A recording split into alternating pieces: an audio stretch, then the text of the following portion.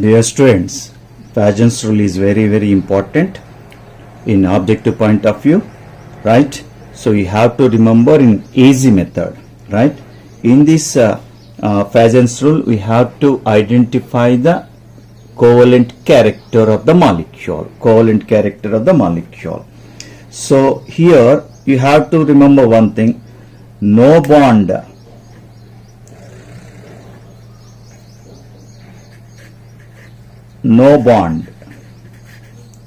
is 100%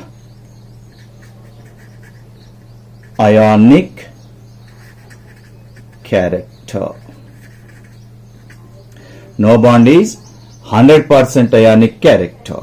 So those are having some covalent nature, right? So according to FAJAN's rule, we have to identify the covalent character of the molecule by using two important concepts, right? Two important concepts point. That is first one is polarizing power. Polarizing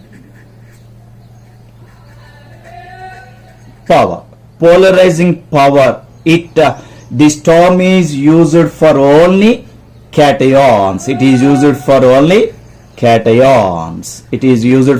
cations. Right? Polarizing power. So this is used for only cations. Now here, what is the relation? Polarizing power and cation. Right? Here you have to remember. Simple, in short way. Polarizing power is directly proportional to charge on cation. This is one important point. So in that, another important one is polarizing power.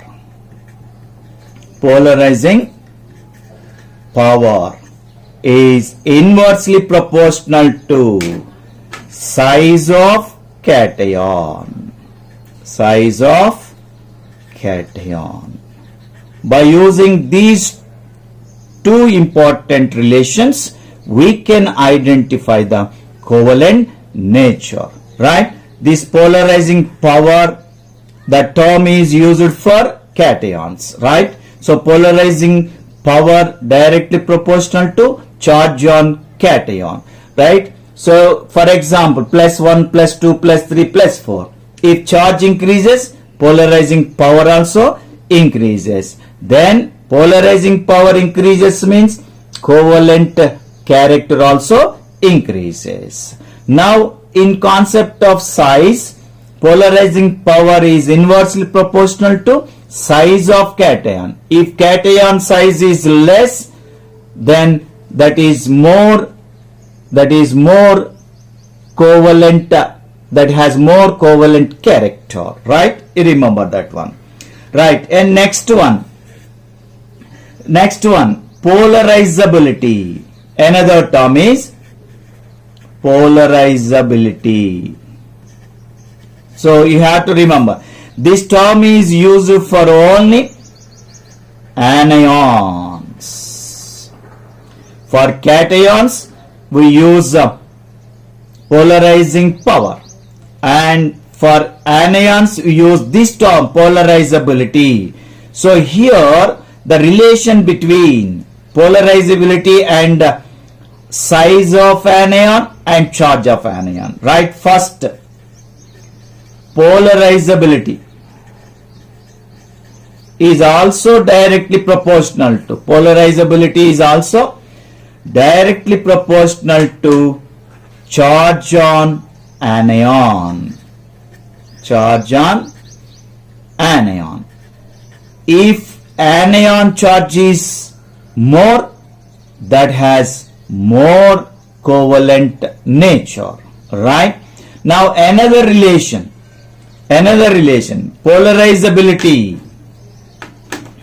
polarizability is directly proportional. Polarizability is directly proportional to size of anion. If size of anion is more, polarizability is also more. If charge on anion is more, polarizability is more. You have to remember these two relations, right? Then we can identify the covalent character of given compound, given molecule. Okay. Now here I will explain with one example, right? Well, one example, that is so first one. So we have to observe cation relation. So right now order of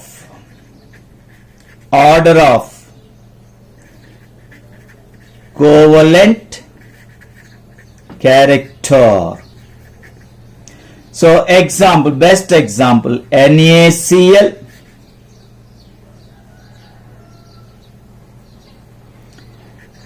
MgCl2 AlCl3. So you have to observe only cation here because anions are same in all these three compounds.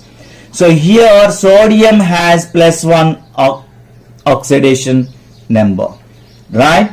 So magnesium belongs to second group, it exhibit +2, and aluminium third group, it exhibit +3. Right now when we observe the charge, so here you remember one thing, this one, polarizing power is directly proportional to charge on cation, and polarizing power is inversely proportional to size of cation. Right now you have to observe these examples. Here Na plus, Mg plus 2 plus, Al3 plus. In a period from left to right, size decreases. Then here aluminium is smaller in size, or as the positive charge increases, size decreases, right? Now here, and charge, another important term, point is, if charge increases, covalent character also increases, +1, +2, +3. Size decreases, charge increases. Then now here sodium chloride has less covalent character than magnesium chloride, that has less covalent character than aluminium chloride. Here aluminium chloride is more covalent character. That's why, so polarizing power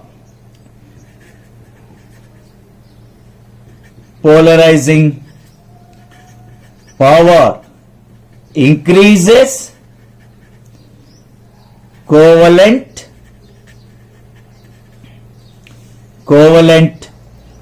character also increases. So it is very easy and simple, very easy and simple. Now we have to observe anion also. So what is the relation?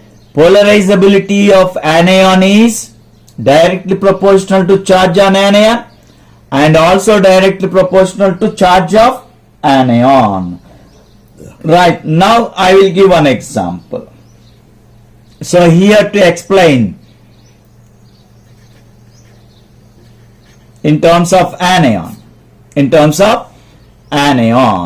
right? Now here example, best example, Al F3, Al Cl3, Al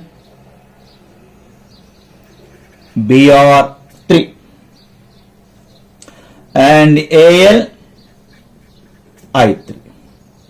Right, now here aluminium cations are same in all these compounds, aluminium +3, but you have to observe anions only, fluoride ion, chloride ion, bromide ion and iodide.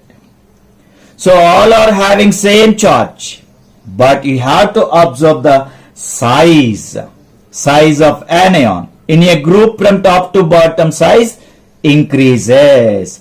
Then iodine has more size than fluorine.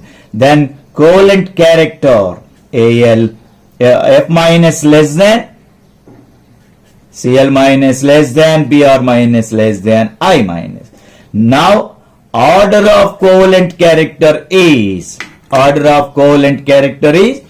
AlF3 is less covalent character than AlCl3 less than AlI3. So here, according to this FAJAN's rule, AlI3 is more covalent in nature. So that's why you have to remember like this. Here aluminium has +3 oxidation state, cation, and smaller in size, and iodine bigger in size, and that's why. So AlI3 is more covalent in nature. So we have to identify by using this concept.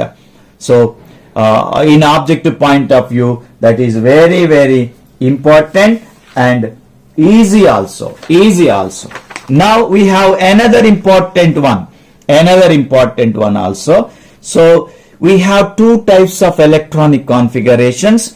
One is pseudo inert gas configuration and true inert gas configuration. Now true inert gas configuration, right? Now true inert gas configuration means they obey the octet rule, which are having 8 electrons in their valence shell. They attain the nearest inert gas configuration. That's why they are having NS2 NP6 configuration. So then they attain true inert gas configuration, right? Then these are less covalent nature, which are having true inert gas configuration. These are having less covalent nature. Now which are having pseudo inert gas configuration. Pseudo inert gas configuration, right? For example, cuprous chloride, CuCl, cuprous chloride. Here copper is in +1 oxidation state, right? Copper belongs to D block, Cu or transition element. It's a atomic number 29. So argon 18, it has 4s1 3d10 anomalous configuration.